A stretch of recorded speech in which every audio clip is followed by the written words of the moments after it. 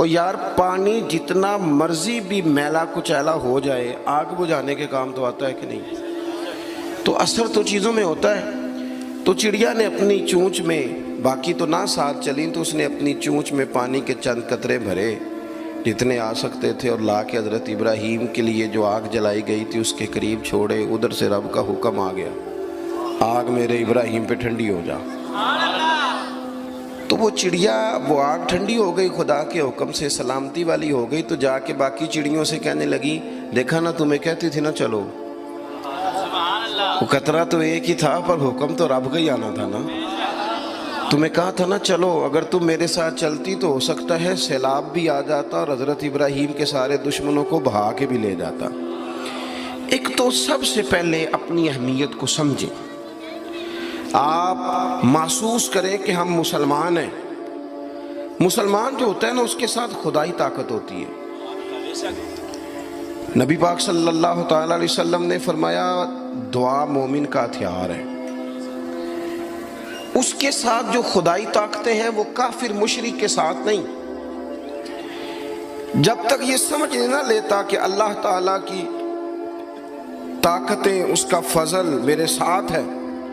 دیکھیں احد کے میدان میں جب ابو سفیان پکارے، ابھی کلمہ نہیں پڑھتے تھے، وہ پکارے، انہوں نے کہا کہ کدھر ہیں فلاں بن فلاں، فلاں بن فلاں کدھر ہیں، دیکھو تمہارے کتنے لوگ ہم نے شہید کر دیے۔ تو حضور نے صحابہ سے کہا اسے کہو کہ تم تو کسی مولا کو مانتے نہیں اور ہم کوئی لاوارث تو نہیں، ہمارا تو رب رسول ہے، ان سے کہو ہمارے جو چلے گئے وہ شہید ہیں، جو بچ گئے وہ غازی ہیں۔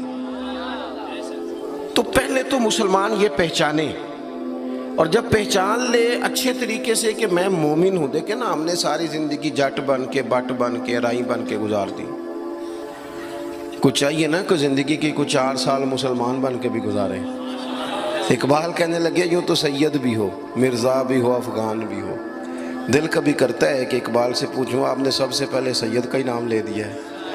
یوں تو سید بھی ہو، مرزا بھی ہو، افغان بھی ہو، اور تم سبھی کچھ ہو، بتاؤ کہ مسلمان بھی ہو۔ نعرہ تکبیر، نعرہ رسالت، نعرہ حیدری۔ تو سب سے پہلی بات تو یہ کہ مسلمان کو سمجھنا۔ دوسری بات یہ کہ جب وہ سمجھ لینا کہ میں ایک مومن ہوں، جس طرح باپ ہونے کی حیثیت سے کوئی ذمہ داریاں ہیں، استاد ہونے کی حیثیت سے کوئی ذمہ داریاں ہیں، ہماری کسی جماعت کا مقتدا ہونے کی حیثیت سے ذمہ، اس طرح بحیثیت مومن بھی ہماری کچھ ڈیوٹیاں ہیں۔ اللہ تعالیٰ نے قرآن مجید میں فرمایا والعصر، محبوب آپ کے زمانہ پاک کی قسم ہو، ان الانسان لفی خسر، بے شک انسان نقصان میں، خسارے میں، سب انسان نقصان میں، الا الذین، سوائے ان لوگوں کے، آمنوا وعملوا الصالحات، جو ایمان لائے اور پھر نیک اعمال بھی کیے۔ نرا ایمان نہیں، آپ جہاں بھی قرآن مجید دیکھیں گے نا، اگرچہ بچائے گا نرا ایمان ہی بندے کو، لیکن یہ جو اعمال صالح ہے نا، یہ ایمان ہی کا ثمرہ ہے، یہ اس کا نتیجہ ہے، یہ اسی کی شاخیں۔ بندہ مسلمان ہو تو اس کے کام بھی تو مسلمانوں والے ہو نا، مومن ہو تو اس کا رویہ بھی مومنوں والا ہو۔ ایسا تو نہیں ہے نا کہ آپ زبردستی منوائیں گے اور کوئی کام نہ کرے وہ مومنوں والا، لیکن وہ کہے کہ میں تمہیں منوا کے چھوڑوں گا۔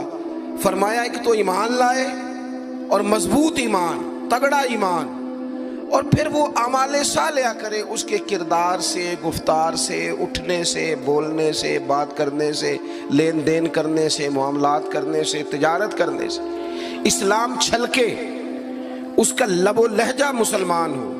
اقبال کہنے لگے خرد نے کہہ بھی دیا لا الہ الا اللہ تو کیا حاصل، دل و نگاہ اگر مسلمان نہیں تو پھر کچھ بھی نہیں۔ یعنی اس کے اعمال بھی ہوں اسی طرح کے، اس کا رویہ بھی ہو مسلمانوں جیسا۔ حضرت باعزید بستامی کا زمانہ تھا، تو ایک مسلمان ایک یہودی کا دوست تھا، اکٹھے اٹھتے بیٹھتے تھے، گپ شپ ہوتی تھی، آنا جانا تھا۔ تو وہ مسلمان اس یہودی سے کہنے لگا تیرا میرا یارانہ بڑا پرانا ہے، تو مسلمان کیوں نہیں ہو جاتا؟ تو اس کا دوست تھا، بے تکلف تھا، سجن تھا، وہ کہنے لگا یار میں نے دیکھے ہیں 2 اسلام، ایک اسلام وہ ہے جس پہ تو عمل کرتا ہے، اور ایک وہ ہے جس پہ حضرت باعزید بستامی عمل کرتے ہیں. تو میرے ساتھ ہر جگہ چلا جاتا ہے، جہاں تمہارے دین نے منع کیا وہاں بھی چلا جاتا ہے.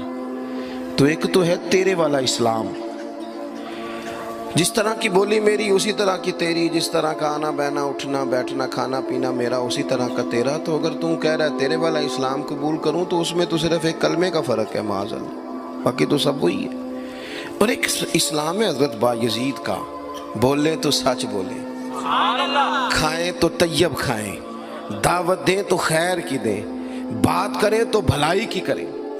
اگر اسلام وہ ہے جس پہ حضرت بایزید عمل کرتے ہیں تو پھر تو ان سے کہے مجھے دین کی دعوت دیں، ان والا اسلام میں قبول کرنے کو تیار ہوں. جب تک ہمارے مزاجوں میں ہم نہ زبردستی، جب آپ ناراض نہ ہونا، بعض دینی لوگ اسلام کو لبادے کا نام ہے، داڑھی رکھ لی پگڑی باندھ لی تو بس اسلام مکمل ہو گیا، جبر کریں گے.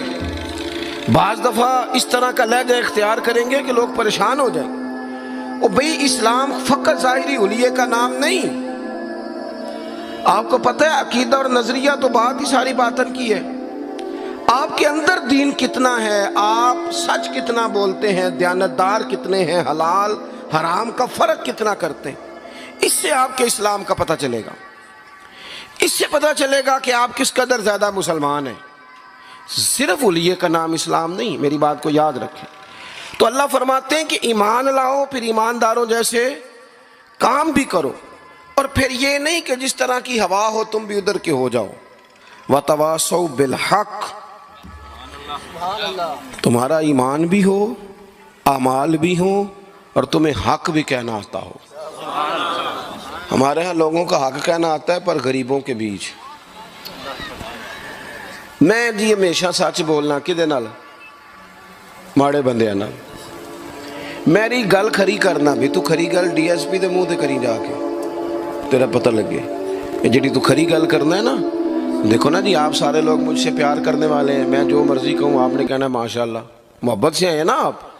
مزہ تو تب ہے کہ ایوان اقتدار میں آپ جائیں، وہاں آپ سچ بات کریں. بہت سارے لوگ سچ بولتے ہیں دوسروں کے بارے میں، حالانکہ سب سے زیادہ سچ اپنے بارے میں بولنا چاہیے. لوگوں کے عیب چھپانے کا حکم ہے، وہ دنیا بیان کرتی ہے. اور اپنے لیے استغفار کا معاملہ ہے، وہاں لوگ دعویٰ نیکی کر جاتے ہیں. حق بات کی جائے، حق. اور یہ بات یاد رکھ لیں، جب آپ حق کے دائی ہیں پھر آپ کہیں میں سکون تلاش کروں، رات کو آرام سے سوؤں، دن کو موج سے کھاؤں، یہ ہو نہیں سکتا. حق کا رستہ بہرحال اس میں سپیڈ بریکر بھی آتے ہیں، اس میں کانٹے بھی آتے ہیں، اس میں تکلیفیں بھی. حضرت جنید بغدادی نے ایک بندے کا جنازہ پڑھا تو لوگ کہنے لگے جی سارے ہی انہوں چنگا آندے رہے، بندہ ہی کمال تھا، کسی کو شکوہ ہی نہیں، سب ہی اچھا کہتے. حضرت جنید بغدادی فرمانے لگے اوہو غلطی ہو گئی، منافق کا جنازہ پڑھ لیا. یہ تو جس کے منہ پہ جاتا تھا اسی کا ہو جاتا تھا. آپ فرمانے لگے اگر سچی بات کرتا تو کچھ نہ کچھ مخالف